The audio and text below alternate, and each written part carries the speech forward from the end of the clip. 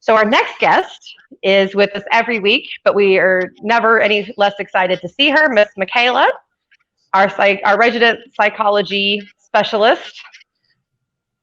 There she is. Hey. Hello. So first, I just want to say that I got on a little early so I could hear like the last 10 minutes of Foster's. And when y'all were talking about the intelligent ways to communicate with people, like via LinkedIn especially, all I could think about was the dating app I'm on and how I really wish this could also be applied to dating apps. Like, ask me something intelligent about why you wanted to connect with me. That would be really great. So there you go, guys and girls that are out there that are LinkedIn single. is not a dating app. Yeah, LinkedIn is not a dating app because I have gotten people from Europe saying, "You have a beautiful smile." Like, delete. Oh, girl, I get that. That's a huge. Yeah, so that's affordable for me at times. Like, no. Yeah, that's super funny. Oh yeah, that's another one, guys. We're gonna add to the communication. Don't flirt on LinkedIn. It's super creepy. That's not there for that. Don't do that. It's Big no. Yeah, go to a dating app for that. Leave that out of LinkedIn.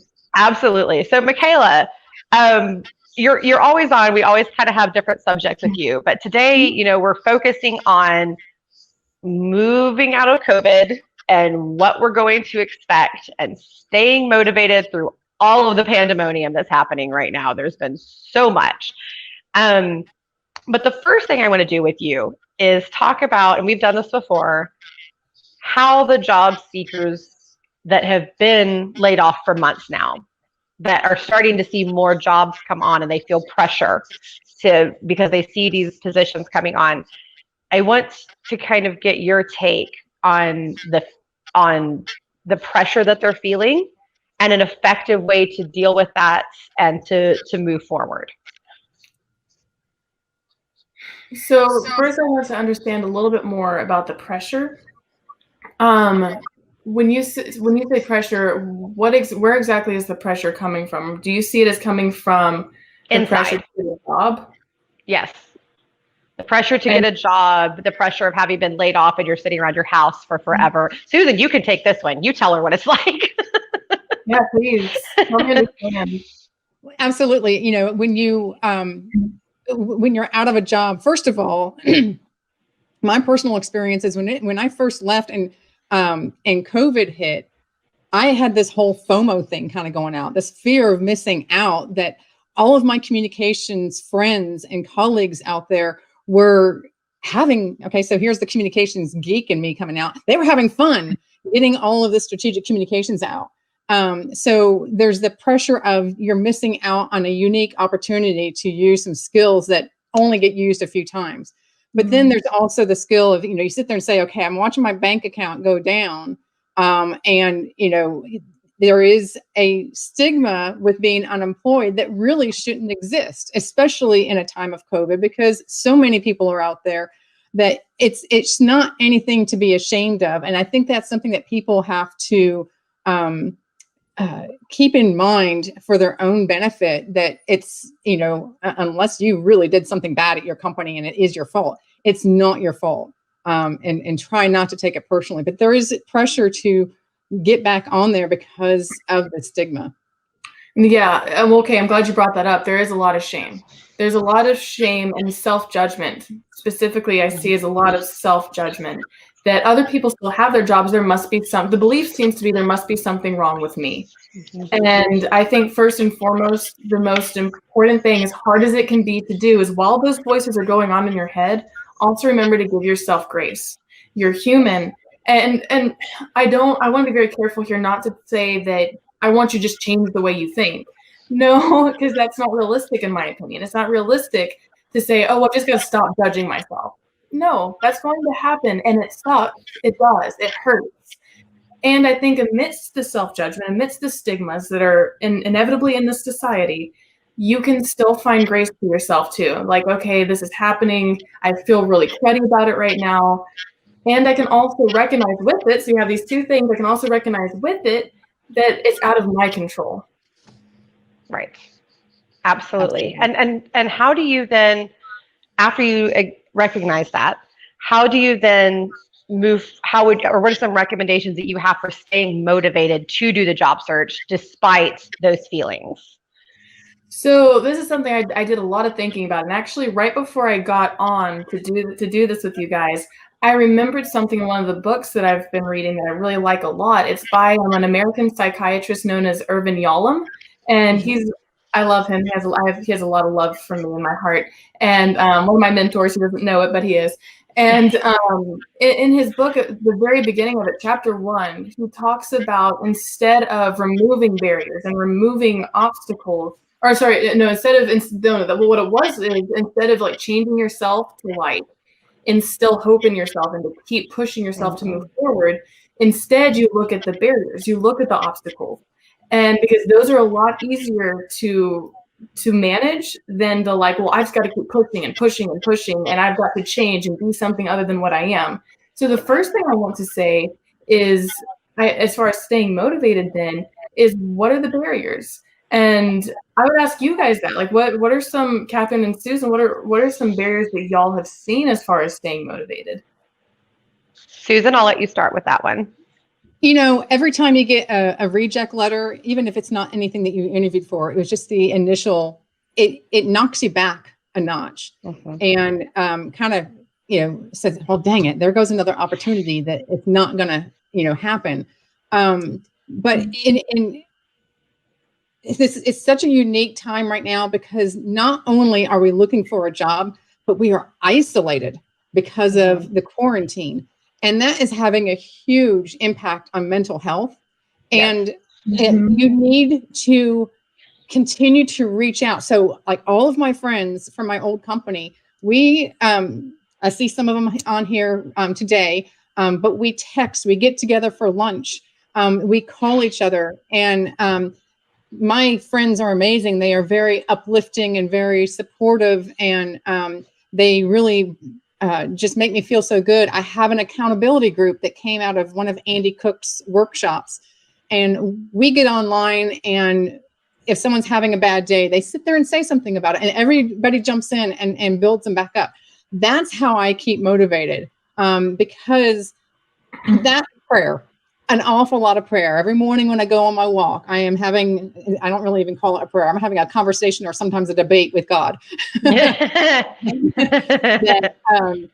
I'm asking for guidance, but then I'm also asking for patience. And so having those relationships, especially in a time of isolation, is really, really important to keep you motivated and to keep you positive.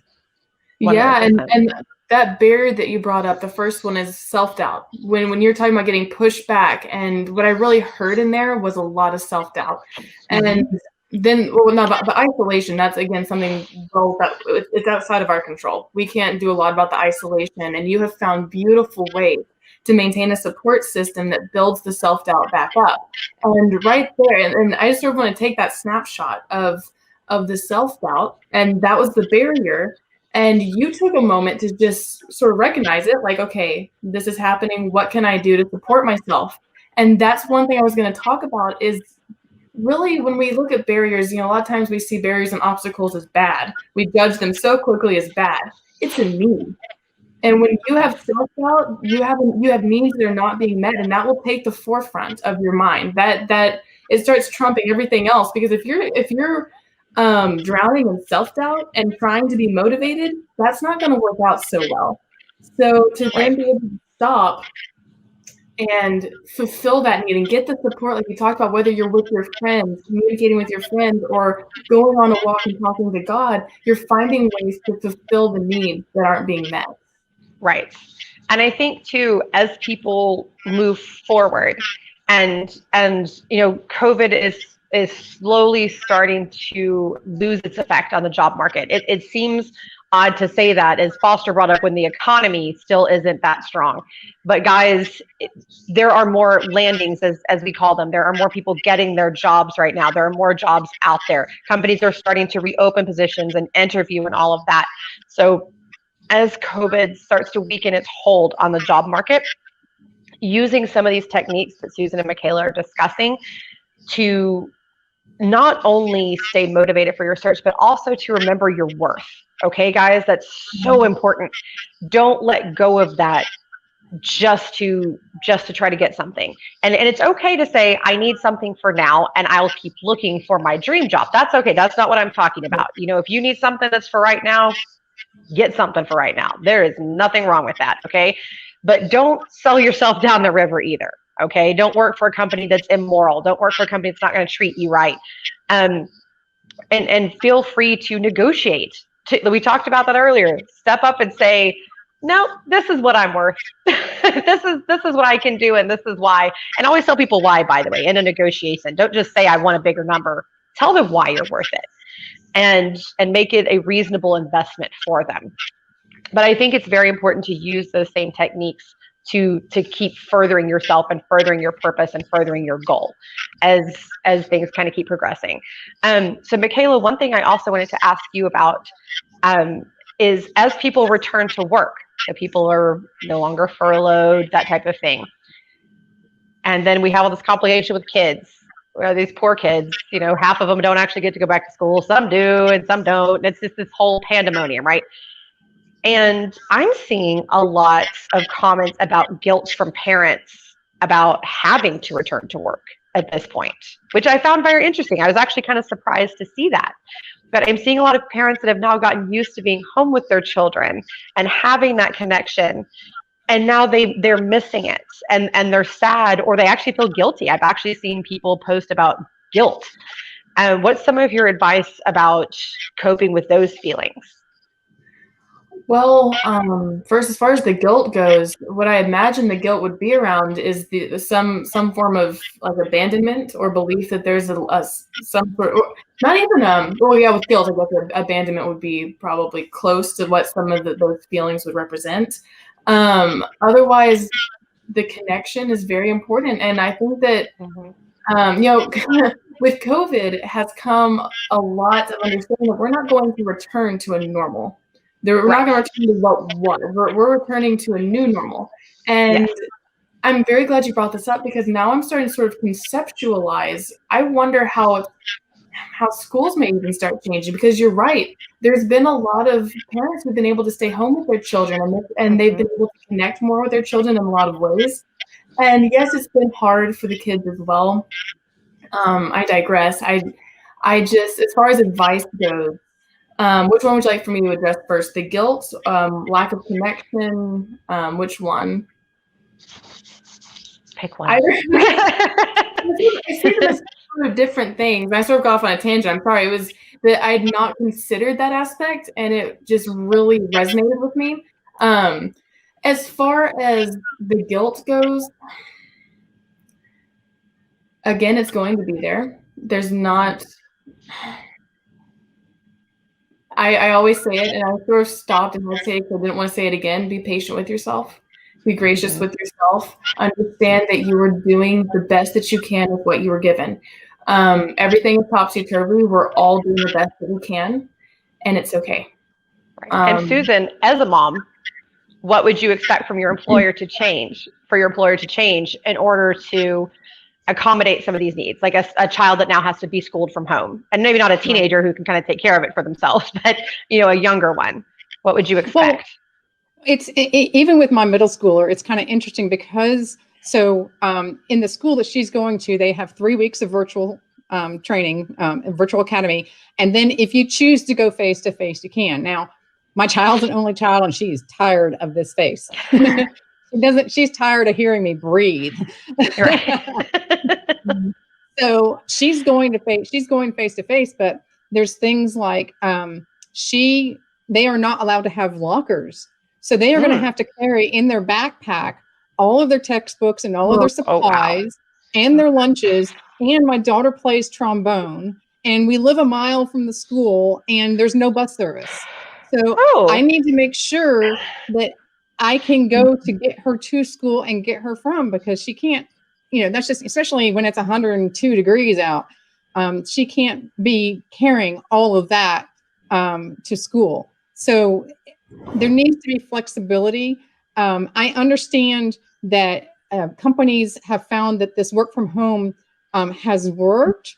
And so everyone at first was like, yay, it's great. We're really productive. We're doing great. Well, people were really productive because they were in a mode of crisis. They were really panicking on how do we keep this going. Now that they've kind of got a routine going, they're like, I kind of want to get back to the office some, or at least have a hybrid situation. So maybe if my husband is working, he can do the school transportation for 2 days a week, and I can do it for 3 days a week. So really having a flexibility to be able to take care of those needs. There are some students who aren't going to school and they might need help with technology, especially if they're younger. So all of those things just have to be taken into account from an employer. That right now, flexibility is key. Understanding that you're in their homes now, and for now, that's what it is. And I want to emphasize, guys, that you as candidates, or if you're going to be getting a job, or if you are an employee returning to work or considering returning to work, it is on you to tell the employer your situation, because every situation is different. Yes, they should have a general plan in place, and they should have a general direction to head, but your situation's unique from Joe, who's also doing your same position, and you need to share that with them, and you need to set expectations with them, and you need to tell them your needs and communicate that effectively with them. That's extremely important. And we're back to communication, which is Susan's expertise. Communicate. And I would also do it in writing, by the way, guys. I would send an email. You can also call your boss, that's fine. But sending an email, that way you can organize it and make sure it's very concise and that you're stating your actual needs and make sure that it's very clear. Clarity is imperative with this type of thing. And maybe set a short-term goal. Like, for the first 3 weeks, can we try this and see if it works, and then let's revisit it. Be flexible, guys. Be flexible with your employers as you're moving forward. I think flexibility should have been one of the key words that during this show, because that is so true. As humans, we really, at least, okay, maybe I should take ownership of this. I see a lot of humans doing this, but I know I do it too, is this sort of stubborn goal directedness. And and it's like, well, we can't deviate. We got to keep pushing and pushing and pushing. And flexibility is so important, especially in times like this when we don't know what's going on. Everything's changing. So I'm really glad y'all brought up flexibility. I think it's so important and vital. It is. And guys, again, be confident to go to your employer and have this discussion. Trust me, they're expecting it right now, okay? This is not going to surprise them. And if you have an employer that's being entirely unflexible, maybe keep the job long enough to find something else, but I'd start looking. That's a bad sign. An employer that doesn't have a heart right now, that's not good. And this is not going to be a healthy place to be. Yeah, this is not going to be a healthy place to be. I have a great solution for them. If your employer isn't being very flexible, get on the phone with them while your 6th grader is learning how to play clarinet in band class. You know what? Yeah, revenge. Revenge them. I've done that. I've had dogs bark, so I can play them to the guys on my dating app that send me stupid messages. There you go. All right, thank you so much, Michaela. It's been a joy as always. We really enjoyed having you. And guys, connect with Michaela on LinkedIn. She loves to talk to people. Reach out to her. And if you're in Texas, she may be able to make a recommendation if you need mental health services. Yeah. So definitely reach out to her. Bye, Michaela. Bye.